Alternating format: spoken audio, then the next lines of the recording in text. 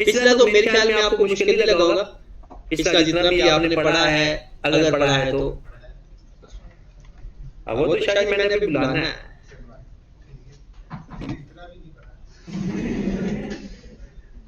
इतना ही नहीं पढ़ा कि यहाँ पर सुनाया जा सके, नहीं, सिर्फ 3-4 बातें याद करनी पड़ती हैं। उसके अंदर जो ना खास इंपॉर्टेंट बात की होती है ना, बस वो हाईलाइट कर ले और उसको ना एक समरी फॉर्म में लिख ले।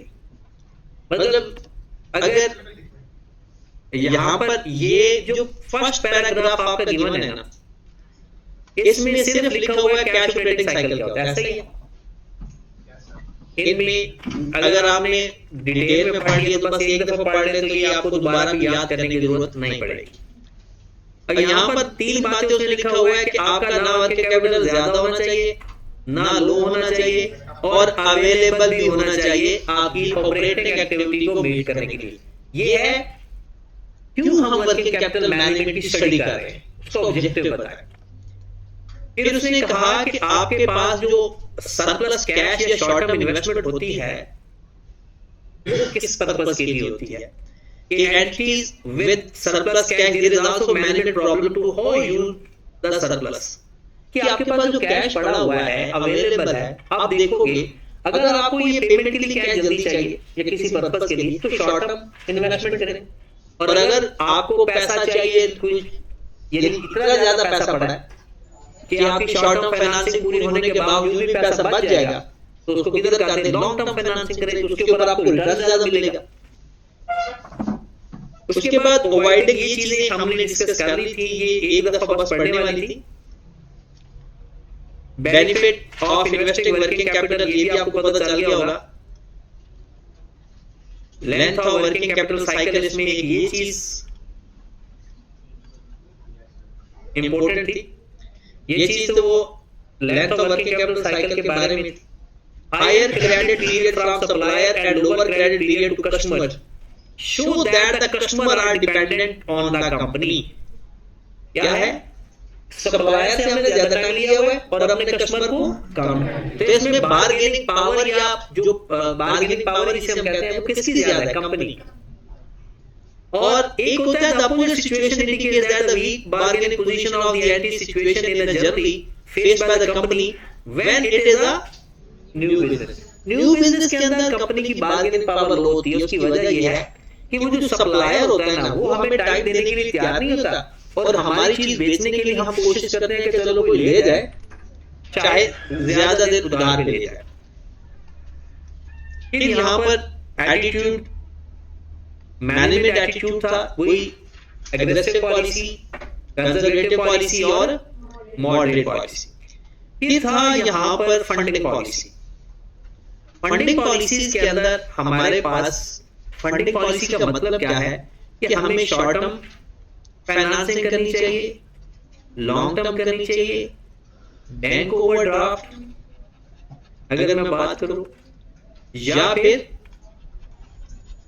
क्रेडिट। क्रेडिट मतलब क्या है, उधार लेने, अपने सप्लायर से उधार लेने। वो कहते हैं सबसे पहले तो हमें इन 2 बातों का पता होना चाहिए। यहां से हमने स्टार्ट किया था। परमानेंट वर्किंग कैपिटल का मतलब क्या है, कम से कम इतना पैसा हमें चाहिए, ये इतनी इन्वेंटरी चाहिए और इतना हमें क्रेडिट पे कम से कम इतनी हमें सेल करनी पड़ती है। यानी कुछ हमारे कस्टमर हैं जो हमसे बहुत ज्यादा चीजें उधार पे लेते हैं और वो अगर सही वो हमारा रेवेन्यू बेस पे कर रहा है तो उनको तो हमें उधार देनी देनी जो मर्जी हो जाए, लेकिन नए कस्टमर को ऐड ना करें, लेकिन पुराने कस्टमर को देने पड़ेगा ना। तो कहते हैं कि आपको ना एक खास अमाउंट तो जरूरत है ही है। फिर उसके बाद एक फ्लक्चुएटिंग का मतलब क्या है, अकॉर्डिंग टू सिचुएशन। हमको ज्यादा ऑर्डर मिल गया, अब ज्यादा इन्वेस्टमेंट करने का मतलब आपको लगता है कि आने वाले दिनों में कि आपको कोई अच्छा खासा ऑर्डर मिलने वाला है तो आपको रमजान का महीना जैसे आगे सबसे बड़ी एग्जांपल, रमजान के महीने में खजूरें या और इस तरह की चीजें उसके ऊपर ज्यादा इन्वेस्टमेंट लोग कर देते हैं, ज्यादा स्टॉक रखते हैं। चूड़ियों का स्टॉक भी मैं तो कहता हूँ शायद ये बहुत अच्छी चीज है। अच्छा अब उसने अच्छा ये जो फाइनेंसिंग के है अगर थोड़ा बहुत आपकी अंडरस्टैंडिंग हो जाए तो बहुत अच्छी बात है, ना भी हो तो इसमें परेशानी वाली बात नहीं है। क्योंकि ये पूरा चैप्टर हमने पढ़ा है। ये हमने एग्रेसिव का तीसरा पॉइंट, फंडिंग का या ये तीसरा पॉइंट, एग्रेसिव पॉलिसी का मतलब तो यही है ना कि हमने अपना जो स्टॉक लेवल है वो भी लो रखना है और अपने डेट भी इतनी ज्यादा नहीं, उधार की चीजें भी कम देनी है। Tight credit control may light customers and taking long periods of credit from supplier may run the risk of them refusing to supply on credit at, मतलब आप बेसिकली करना क्या चाह रहे हो, अपनी शॉर्ट टर्म वो कम करना चाह रहे हो, अब कैश रेटिंग साइकिल कम करना चाह रहे हो। अब इसमें ये प्रॉब्लम हो सकता है कि अगर हम अपने कस्टमर को उधार में नहीं देते, हो सकता है वो हमसे चीज ना खरीदे और हम अपने कस्टमर को कहते हैं कि अच्छा मुझे ज्यादा टाइम दे दो, हो सकता है वो भी इनकार कर दे। देखिए ना, सप्लायर से हम चाहते हैं ज्यादा टाइम और अपने कस्टमर को टाइम देना चाह रहे हैं कम। ये एग्रेसिव पॉलिसी है बेसिकली, अपना कैश रेटिंग साइकिल कम करने का यही तरीका होगा ना। अब अगर हम ऐसा करेंगे तो इसके नुकसान भी है, हमारे कस्टमर लॉस होने का खतरा है और सप्लायर रिफ्यूज कर देगा कि भाई साहब मैंने नहीं उधार देनी, आप किसी और से ले लो, इतना टाइम मेरे पास नहीं है।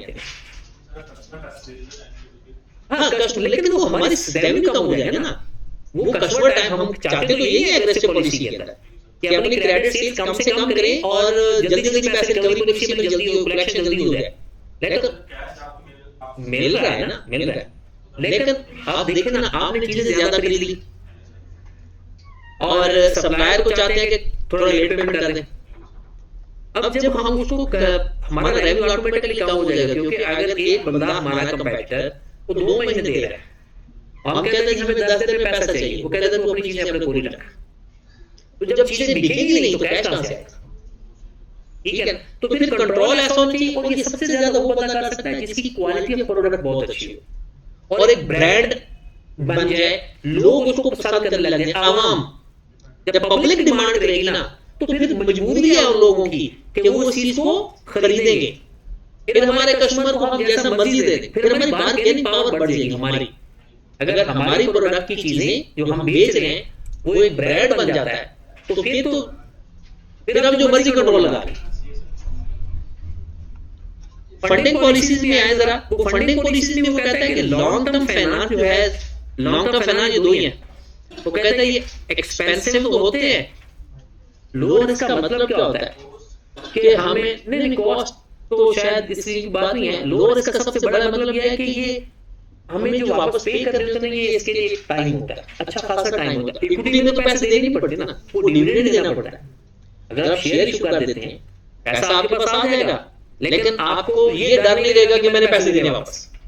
और अगर लॉन्ग टर्म फाइनेंसिंग भी करते हैं ना, आपको पता है जब ये बड़े बड़े प्रोजेक्ट के लिए पैसा लिया जाता है उसके ऊपर जब पहले हमने पेमेंट करनी होती है ना, या इंटरेस्ट या कोई पेमेंट वापस करनी होती है, वो कहते हैं कि जब वो हमारा प्रोजेक्ट कंप्लीट हो जाएगा वो उसके भी 1 साल बाद कि जब वो उसके ऊपर प्रॉफिट आना शुरू हो जाएगा, वो प्रॉपर सिचुएशन में आ जाएगा, तब उसकी रीपेमेंट होती है। लेकिन जो शॉर्ट टर्म फाइनेंसिंग होती है ये थोड़ी रिस्की होती है। रिस्की से मुराद ये तो पहली बात इनकी पेमेंट की डेट जल्दी आ जाती है, हमने कुछ कमाया है या नहीं उनको पैसे वापस करो, और फिर इसमें अगर नहीं पेमेंट करते तो हमारे डिफॉल्ट होने का खतरा, बच्चा बैंकरप्ट हो जाएंगे।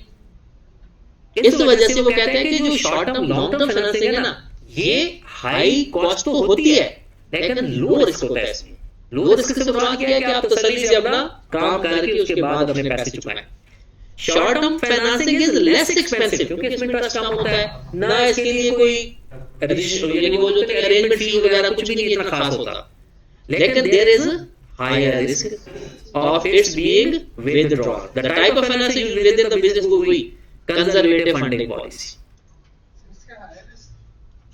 इसका हायर रिस्क का मतलब हुई है कि आपको ना पैसे जल्दी देने पड़ते हैं। अभी आपने कुछ कमाया है या नहीं कमाया, आपके सर पर तलवार आ गई कि भाई साहब पैसे वापस करो। कंजर्वेटिव फंडिंग पॉलिसी का मतलब पहली बात यह है कि this is where all of the permanent both non-current assets and permanent part of the current asset, in other words core level of investment in inventory and receivable extra.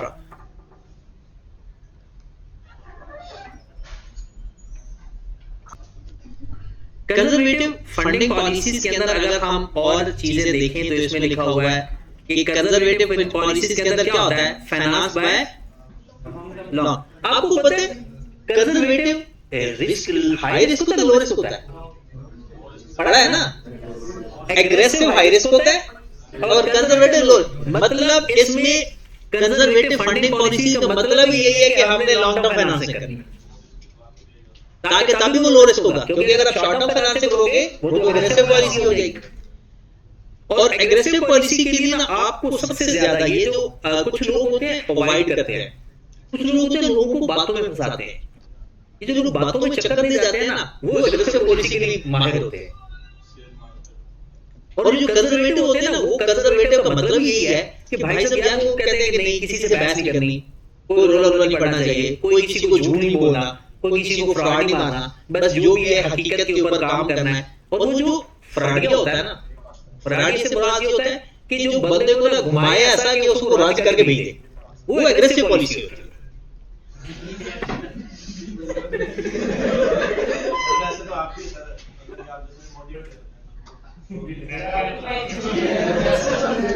ओ नहीं वो बात नहीं कर रहा।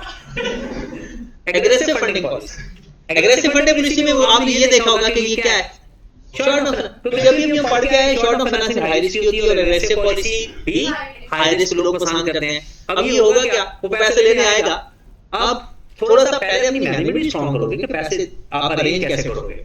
और मोस्टली एग्रेसिव पॉलिसी वाले के पास ना 4-5 सोर्स होते हैं, इधर से पैसा लेकर उधर दे देना, उधर से लेकर उधर दे देना। वो इस तरह की प्लानिंग में पहले से शेयर होता है। मतलब जो कंजर्वेटिव वाला होता है वो रोलों में नहीं जाना चाहता, वो कहता है ठीक है यार सुकून से काम करो, पैसा लो, तसल्ली से कमा के उनको देंगे। और ये नहीं कि वो कहता है, अक्सर हमारे दोस्त अहबाब कुछ ऐसे होते हैं कि यार ये मुझे ना कोई पैसे दे दो, बस कल मैं आऊंगा ना तो पहले आती आपको पैसे दे दो। ये एक एग्रेसिव पॉलिसी होती है। और यहां तक कि कुछ लोगों की तो ऐसे भी एग्रेसिव पॉलिसी होती है। आपके एक टीचर को मैं जानता हूं, उनको मैं अभी कहूँ ना कि यार ये काम करना है, मैं ठीक है अभी कर दे। नहीं फरहान साहब तो वो कंजर्वेटिव पॉलिसी वाले, वो पहले ही कह देते हैं भाई 2 साल है 6 महीने या व्हाटएवर। तो वो उनको जब भी कोई काम करो उन्होंने कभी इनकार नहीं करते और ना ही काम करते हैं। तो that is aggressive funding policy, मतलब एग्रेसिव स्टाइल ऑफ मैनेजमेंट या एटीट्यूड। इरफान साहब होता क्या है कि मैंने उन्हें कहा कि आपने ना जाना है कि एक मिनट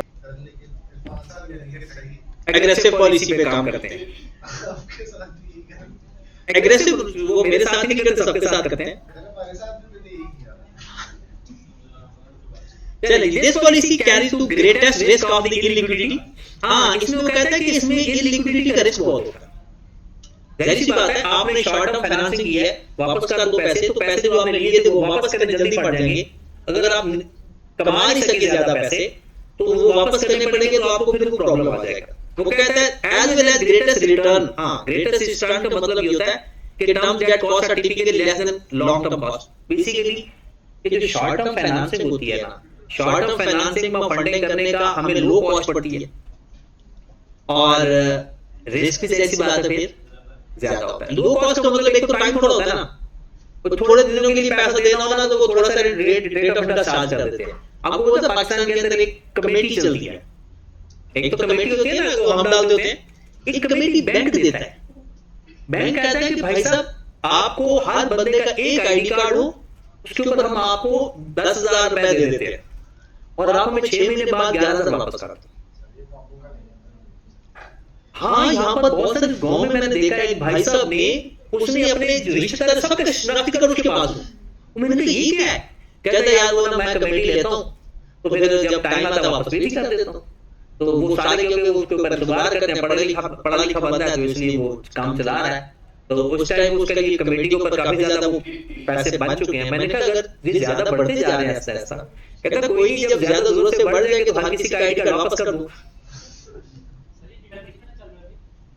22% है क्योंकि उन्होंने वही रखा है ना, लेकिन प्लस माइनस होता है, वो प्लस माइनस वो 22% तो अनाउंस किया होता है ना, 3-4% प्लस माइनस होता है। उसका वजह ये होता है कि जब हम उसको बैंक को पैसा देंगे ना तो उससे कम रेट पे हमसे लेगा, और जब किसी को वो देगा तो वो ज्यादा रेट पे देगा, क्योंकि उसका तो बिजनेस है ना, वो हमसे लेगा तो कम रेट पे और देगा तो ज्यादा रेट पे।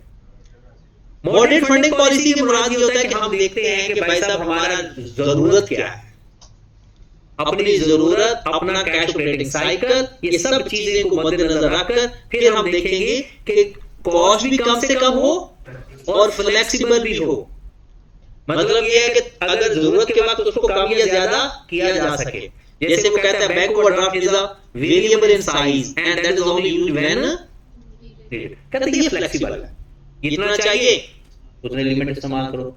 और दूसरा ये भी होता है जब चाहो पे कर दो, यानी हमारे पैसे आएंगे तो ऐसा भी कभी कभी होता है कि हमें सिर्फ एक दिन का इंटरेस्ट चार्ज होता है, और कुछ बैंक तो ऐसा भी कहते हैं कि भाई साहब इतने दिनों के अंदर अगर आपके पैसे वापस आ गए ना तो आपके ऊपर कोई इंटरेस्ट भी चार्ज नहीं होगा। ये जो क्रेडिट कार्ड है, अगर आपने क्रेडिट कार्ड की फैसिलिटी किसी ने इस्तेमाल की है ना तो वो कहते हैं कि आप क्रेडिट कार्ड से शॉपिंग करें, अगर आप विद इन 1 वीक या 10 डेज या वो टाइम देते हैं कि अगर आप उन दिनों में आप वापस पे कर दोगे ना तो उसके ऊपर कोई इंटरेस्ट चार्ज नहीं।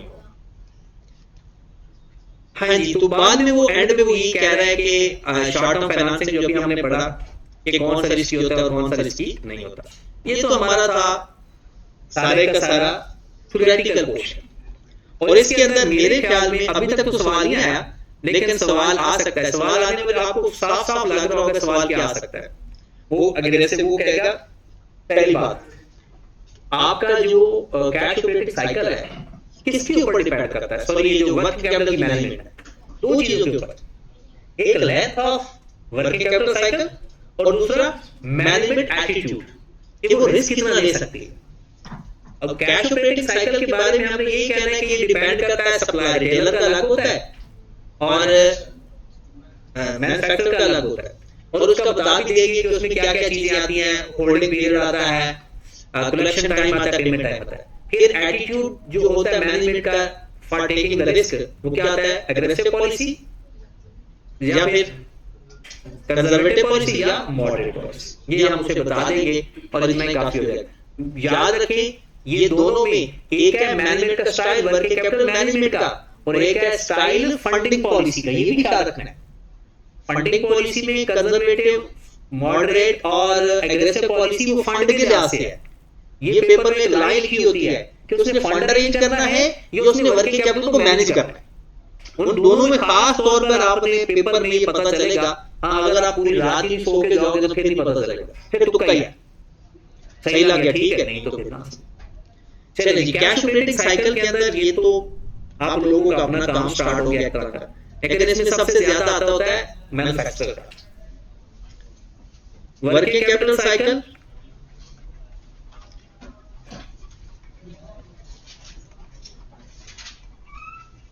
या कैश ऑपरेटिंग साइकिल,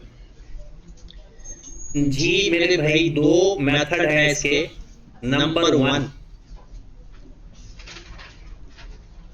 मैन्युफैक्चरर का, पहले रिटेलर का लिखते हैं।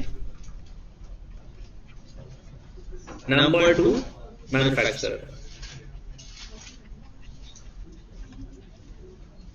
हाँ जी, कौन लिखवाएगा रिटेलर का कैश ऑपरेटिंग साइकिल का फार्मूला?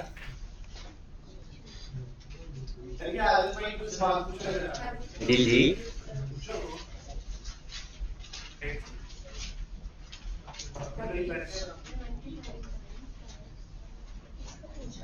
डेज, मंथ या वीक, ये किसी सूरत में भी हो सकता है। एवरेज, होल्डिंग टाइम, ये आपका अब पहले तो सिर्फ होता था हमारा नंबर ऑफ डेज में, अब ये नंबर ऑफ डेज में भी हो सकेगा, मंथ में भी हो सकेगा और वीक में भी। Average holding time plus average collection time,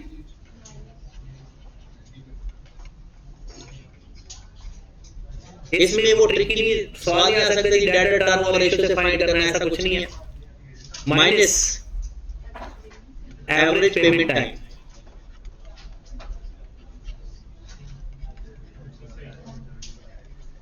हाँ जी, माइनस करेंगे तो हमारे पास जो जवाब आएगा वो क्या होगा? Cash operating cycle. इसका मतलब क्या होगा कि इतने दिनों या इतने हफ्तों या इतने महीनों के बाद हमारा कैश जिस दिन जाएगा उसके कितने देर बाद आएगा।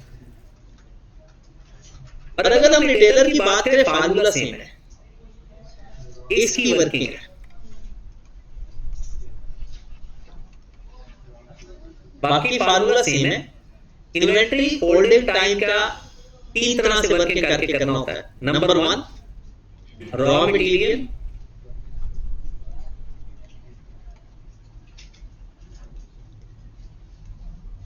होल्डिंग टाइम कह लो।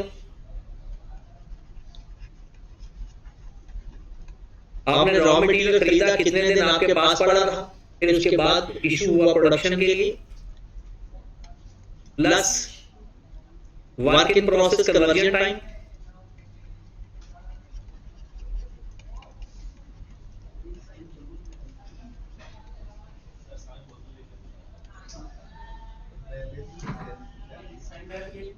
प्लस टाइम है अभी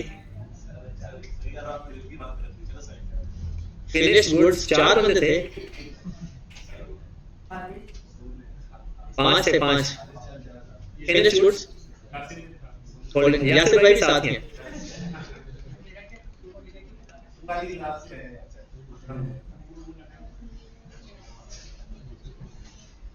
ये किसका है? होल्डिंग टाइम का मैन्युफैक्चरर के केस।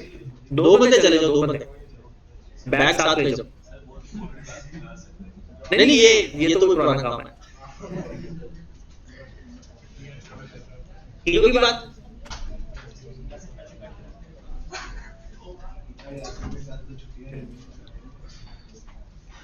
अब इनके फार्मूले याद है कि भूल गए?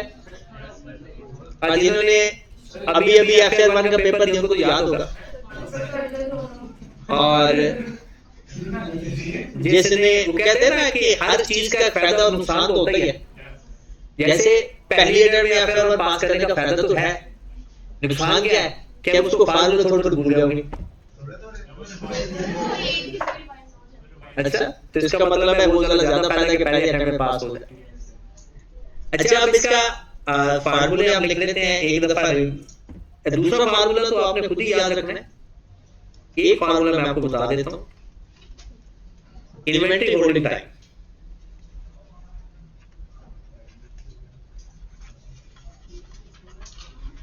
पहले रिटेलर के लिख लेते हैं। हाँ जी, क्या फार्मूला आता है इसका? एवरेज इन्वेंटरी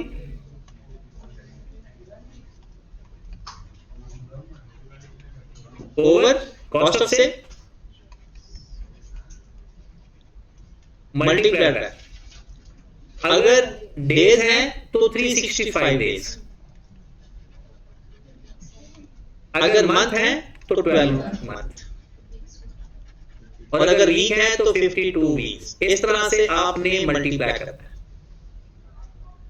ठीक होगी बात? Inventory holding time. अगर हम बात करें debtor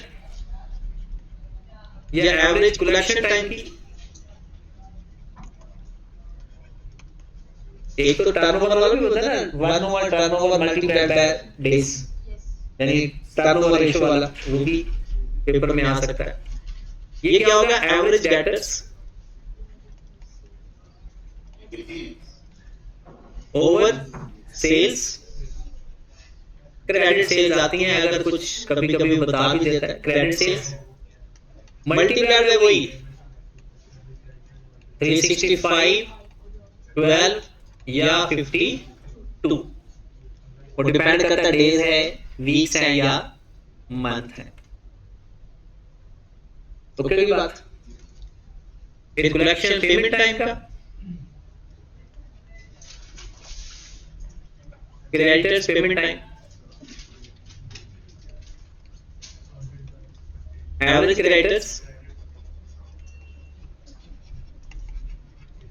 divided by credit purchases multiplied by 365, 12 या 50। इसमें एक और चीज खास तौर पे याद रखने वाली है। अगर सवाल के अंदर क्रेडिट परचेजेस ना गिवन हो तो उसकी जगह क्या इस्तेमाल हो सकता है? कॉस्ट ऑफ सेल, ये बात आप लिखो। लेकिन एक बात का ख्याल रखना है, अगर फाइंड कर सकते हैं तो फाइंड करेंगे। तो कैसे? अगर आपको सवाल के अंदर ओपनिंग क्लोजिंग स्टॉक गिवन हो ना, फिर फाइंड कर सकते हैं। अगर ओपनिंग क्लोजिंग स्टॉक गिवन नहीं है तो फिर नहीं फाइंड कर सकते। तो अगर आप यहां लिख लें, if purchases are not given, if purchases are not given and can not be, ना गिवन है ना फाइंड कर सकते हैं, then cost of sale used for purchases. फिर परचेजेस, कॉस्ट ऑफ सेल इस्तेमाल कर लेना परचेजेस की जगह। लेकिन अगर आपको गिवन है तो आप फिर एक स्टॉक का लेजर बनाते हो, आपको याद होगा opening stock, closing stock, cost of sale और परचेजेस। इस लेजर से आप परचेजेस फाइंड कर लेना। अगर सवाल के अंदर आपके पास स्टॉक का ओपनिंग क्लोजिंग गिवन है तो फिर आप लोग परचेजेस फाइंड कर सकते हो। फिर परचेजेस कॉस्ट ऑफ सेल को नहीं इस्तेमाल करेंगे, पर कुछ सिचुएशन ऐसी होती हैं। ओके की बात। अब रिटेलर का लिख लें, सॉरी मैन्युफैक्चरर का, उसके फार्मूले लिख लें। मैन्युफैक्चरर के लिए ना आपको सबसे पहले कॉस्ट ऑफ सेल का फार्मूला पता होना चाहिए। याद होगा आपको, क्योंकि अभी आपने ताजा ताजा कॉस्ट अकाउंटिंग पढ़ी है सबने। क्या फार्मूला था? ओपनिंग रॉ मटेरियल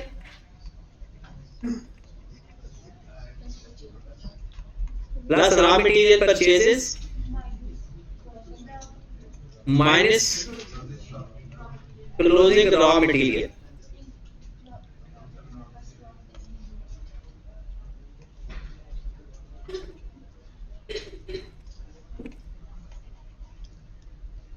हाँ जी, तो आपके पास एक अमाउंट आ जाएगी, उस अमाउंट को क्या बोलते हैं? रॉ मटेरियल कंज्यूम्ड या रॉ मटेरियल यूज्ड, या इसको बोलते हैं इशूड फॉर प्रोडक्शन।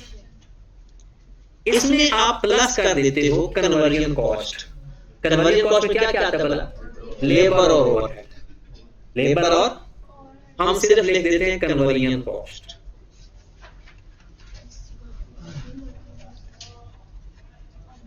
यहां पर जो material plus labour plus overhead हो गया, आपके पास आ जाएगी manufacturing cost incurred during the year. क्या मतलब है इसका? Manufacturing cost incurred for the year या ड्यूरिंग द ईयर। इस साल आपकी मैन्युफैक्चरिंग कॉस्ट इतनी लग गई। Manufacturing cost for the year. इसमें हम प्लस कर देते हैं ओपनिंग वर्क इन प्रोसेस और माइनस कर देते हैं क्लोजिंग वर्क इन प्रोसेस। तो हमारे पास आ जाती है कॉस्ट ऑफ प्रोडक्शन। इसको बोलते हैं कॉस्ट ऑफ प्रोडक्शन या कॉस्ट ऑफ गुड्स मैन्युफैक्चर्ड। ऊपर वाला जो है वो इस साल मैन्युफैक्चरिंग कितनी कॉस्ट हुई, और कॉस्ट ऑफ प्रोडक्शन का मतलब है जो चीज आपने तैयार की है उस पर टोटल कॉस्ट कितनी आई है मैन्युफैक्चरिंग। इसमें अगर हम प्लस कर देते हैं ओपनिंग फिनिश गुड्स और माइनस कर देते हैं क्लोजिंग फिनिश गुड्स, तो हमारे पास आ जाता है कॉस्ट ऑफ सेल। आपको पता है इसको सीजीएस भी बोलते हैं, कॉस्ट ऑफ गुड्स सोल्ड। तो ये पैटर्न आपको गिवन होगा, मेरे लिए ख्याल कि ये आपको फाइंड करवाएगा। इसकी जो जो इंफॉर्मेशन हमें चाहिए होगी ना वो इंफॉर्मेशन उसने दी होगी, बट इन केस अगर वो फाइंड करवा भी देता है तो वैल्यू सारी गिवन होगी, डाटा बना के आंसर आ जाएगा। अगर इनमें से इंफॉर्मेशन नहीं होगी ना तो मैन्युफैक्चरर का केस होगा ही।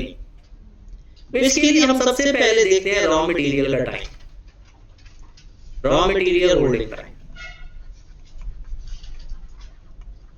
इसका फार्मूला होगा average raw material. Average raw material कैसे फाइंड होगा? Opening raw material plus closing raw material divided by 2 over, यहां पर देखिएगा ये इंटरेस्टिंग है, raw material used.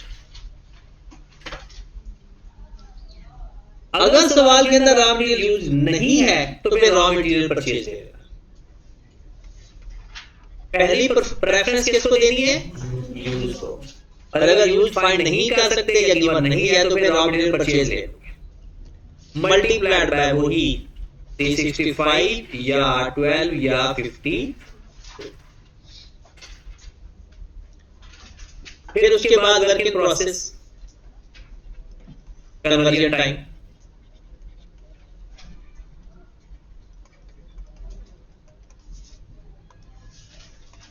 Work in process conversion time कैसे आएगा? Average work in process,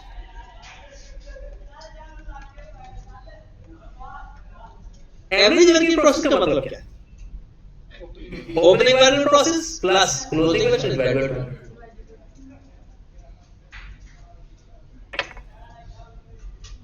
divided by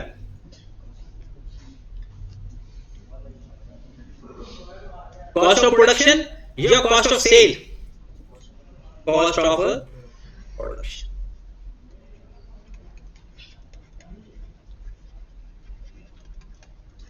multiply by वही 365 या 12 या 50। उसके बाद आ जाएगा फिनिश्ड गुड्स होल्डिंग टाइम,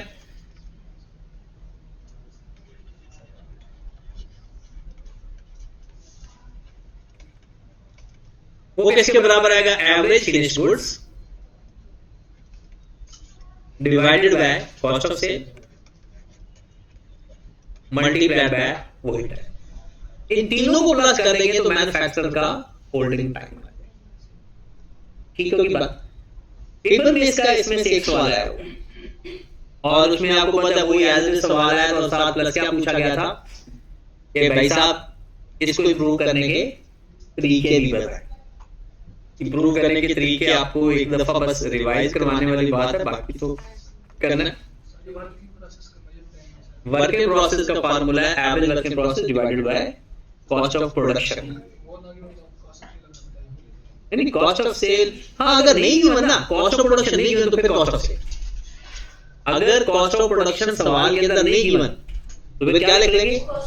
ये कॉस्ट ऑफ सेल तो गिवन ही होती है हर हाल में, और जो भी ना गिवन हो, कॉस्ट ऑफ प्रोडक्शन ना गिवन हो, परचेज ना गिवन हो, तो फिर कॉस्ट ऑफ सेल्स की जगह इस्तेमाल हो जाती है।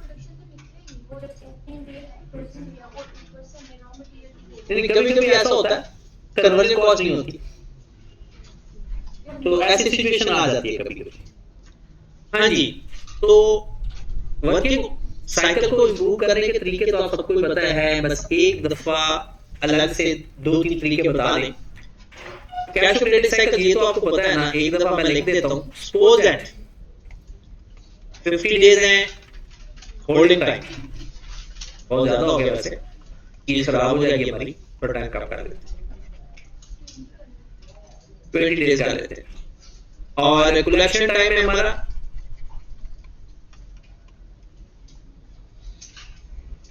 15 दिन, और पेमेंट टाइम हमारा है 18 दिन। चलो ऐसे कर लेते हैं। हमारा कैश क्रेडिट साइकिल कितना आ गया? 70। इसका मतलब ये है 17 दिन के बाद हमारा पैसा जो जाएगा आज जाएगा तो वापस कब आएगा? 17 दिन बाद। ठीक है, ये है कैश ऑपरेटिंग साइकिल। हम इसको कम करना चाहते हैं।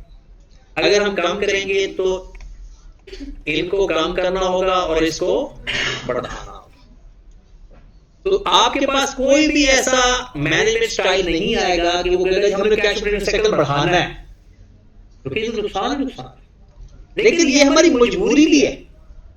देखो ना, अगर हम लोग होल्डिंग टाइम तो हमारी गुड्स की क्वालिटी पे डिपेंड करता है और डिमांड पे डिपेंड करता है, लेकिन ये जो कलेक्शन टाइम है ना, ये डिपेंड करता है हमारी पॉलिसी के ऊपर और ये हमारी गुड्स पर भी डिपेंड करता है। चलिए कैसे कम कर सकते हैं? पहले डेटर के बारे में बताएं कोई सी 3 बातें, और कौन बताएगा? इमन से पूछ लेते हैं। कलेक्शन टाइम को कम करना है, उसके लिए क्या क्या तरीके हैं? नंबर 1,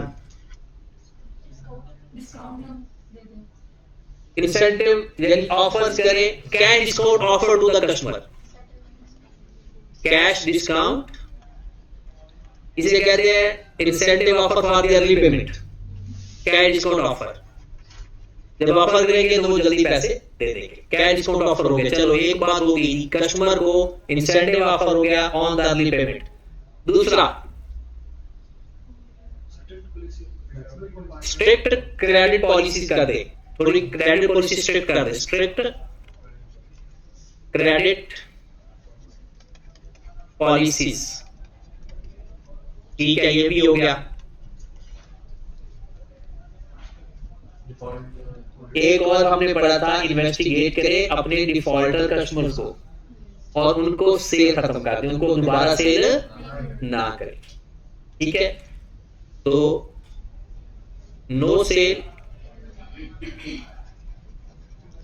टू डिफॉल्टर कस्टमर्स, लेकिन उससे पहले इन्वेस्टिगेट करना पड़ेगा। एक और चीज भी थी, इसलिए यार एक और चीज थी,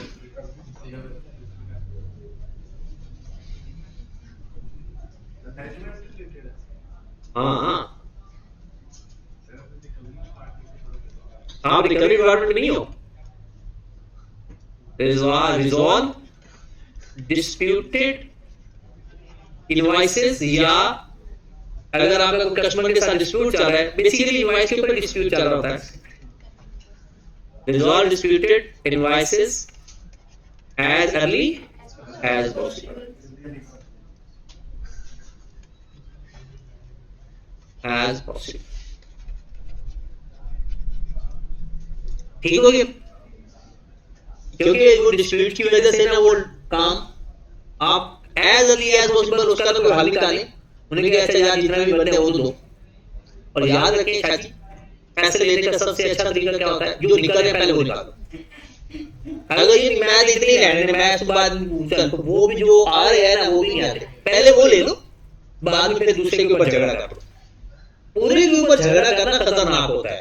ये तो आपको बचपन से ही पता चल गया होगा कि अगर आप लोग घर में जिद करते हो तो वो आप अपनी मामा से या बाबा से पैसे मांग रहे होते हो और वो नहीं देते, आप अपनी ज्यादा पैसे मांग रहे हो, कम देने पे वो ले ले, फिर रोए नहीं मुझे और भी चाहिए और भी चाहिए। लेकिन अगर आप वो ज्यादा भी जिद रखेंगे तो शायद कोई तुक्का लगे तो लग जाए, नहीं तो फिर कभी कभी एस्ट्रोलॉजी प्रोग्राम भी हो जाता है।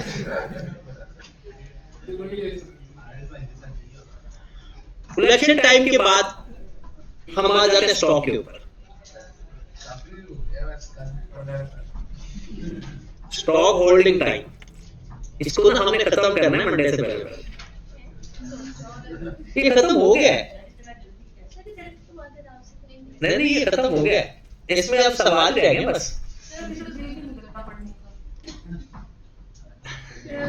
ऐसा है, मैं इस बात को मानता हूं, एग्री करता हूं। चलो जब तक आपकी जब्बू नहीं आती तब तक तो कर लो। स्टॉक होल्डिंग टाइम में 3-4 बातें बता दो बस। नंबर 1, ट्रेड डिस्काउंट ऑफर करना है, ये तो सबसे पहली चीज है। ऑफर ट्रेड डिस्काउंट मतलब इसके और भी नाम होते हैं, बाद में reduce selling price. Number 2, improve quality of goods, selling policies improve करो। नंबर 3, इंप्रूव, उसमें एडवर्टीजमेंट आ जाएगी, उसमें आपका मेथड ऑफ डिलीवरी आ जाएगा कि जी ऑनलाइन आप कर रहे हो या किस तरह से कर रहे हो, प्लेटफॉर्म आपने एक्सटेंड किया या नहीं किया। Improve selling policies, got it. और उसके बाद हम कर लेते हैं क्रेडिटर का। क्रेडिटर का तो सबसे बड़ा एरिया है, bargaining with the supplier to extend the creditor, bargaining with supplier. एक और भी है,